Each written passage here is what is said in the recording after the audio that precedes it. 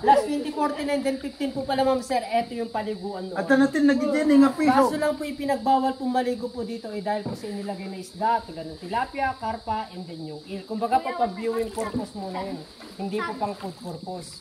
Yun po yung kung natin dito nilagay.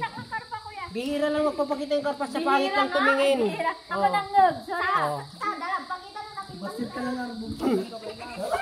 Maganda ka ba? Agad yun eh, igat eh. Igat, igat. Oh, malapit na tayo dito sa pinaka-entrance natin. So, welcome to the Tilapia. Ayan na siya. Yung tagal mo na ka, pero excited ka pa rin pumunta. Oh, eto pala yung second na malalim. Siguro mahigit more than 15 feet kadalim na tuwin, ma'am sir. Pero dyan underground, 30 feet dyan, kadalim na. Pwede na po tayo mag-imagination dito, pero wag lang natin sobrahan, baka iba po ipatutunguhan. Rated SPG. Dito sa bandang right kasi bawal. Mother. Lalo na po 2025 na, dahil pa sa may asawa. Talaga, bawal kang makaliwa. Kasi kapatid ko ang iyong asawa.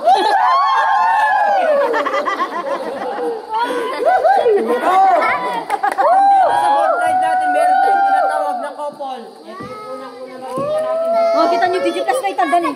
Kita nyo DJ. Couple, rock formation natin. Ayun po, idilat ang mata natin. Lahat pala yung napansin natin na nag-form dito sa loob ng cave, puro nature po sila. Wala pong made in Japan, made in Korea, made in China, kundi made in LA lahat to. Luna pa yan. Wow! Isang all street. Uy, cellphone. Ito pala ang second rock formation. Ang buhay, tinatawag natin sa Buddha. Ayan po siya. Alay ko, na-hurt ako doon ah. Ayan po. Na-imagine nyo ba sa Buddha yan? Ay, hindi. Parang ako lang. Ipuda deta. Lagi na-imagine na sa Buddha naman po ito. Wala akong basa ka ng Dadagtintin na, gisbo.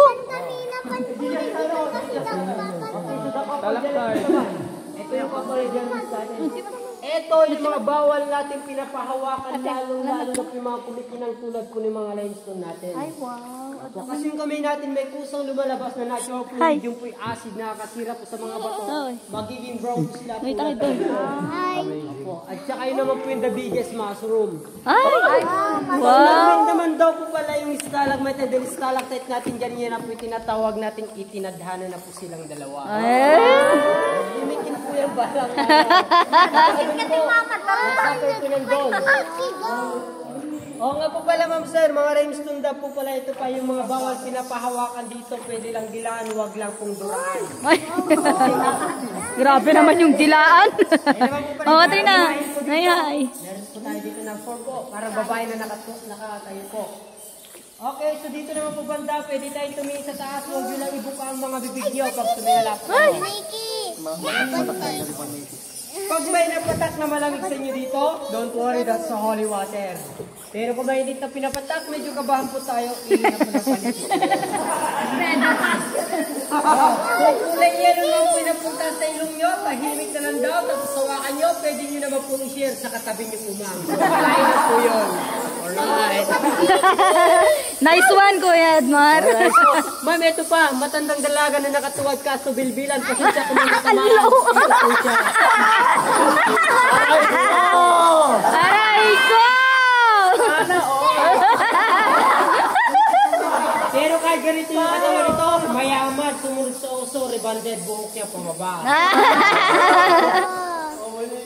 So kaya hindi po pala natin, tinawag din po pala ng lusog kibay dahil pala dito. Lusog, di ba Ilocano term natin yan? Nalusukan. Pero hindi lang yung pinapatunay, bangkarin natin may butas po. Pero hindi lang po yan. Hala kayo, yung bangka nyo daw may butas.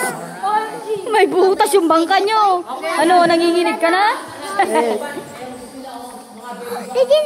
Agay kayo dito na. Agay kayo. Agay kayo. Buti ba yung bat, may baby? Baby bat, baby bat, baby bat, baby bat, baby bat, baby bat. Ading, nagkapag ka.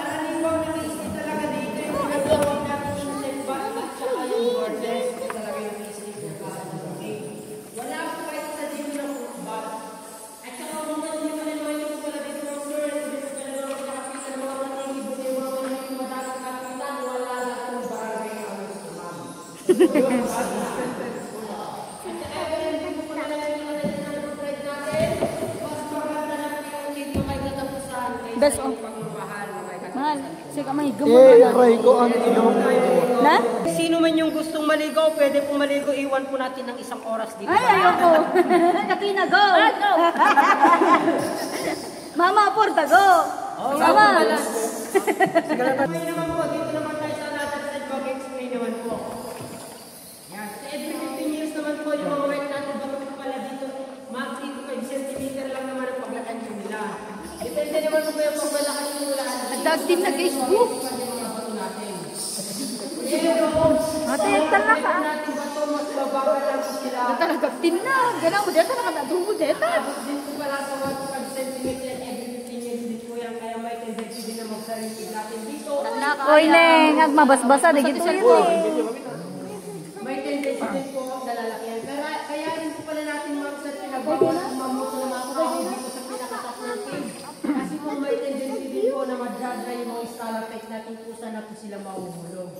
Ako hindi lang kasi tubig na tubig yung mga pinapatak ko pala dito mga kasi naghahalo kasi yung mineral at saka calcium po yung mga pinapatak ko na tubig dito. Hanggang sa maglimit po yung mga stalagmite and then stalactite hanggang sa magiging column na po sila. So yung ipinakita ko pala maliwanag kanina po pala dito, ito pala yung isa po daanan ng hardwood, yan po kami nang galing kanina po. Mismo po dyan.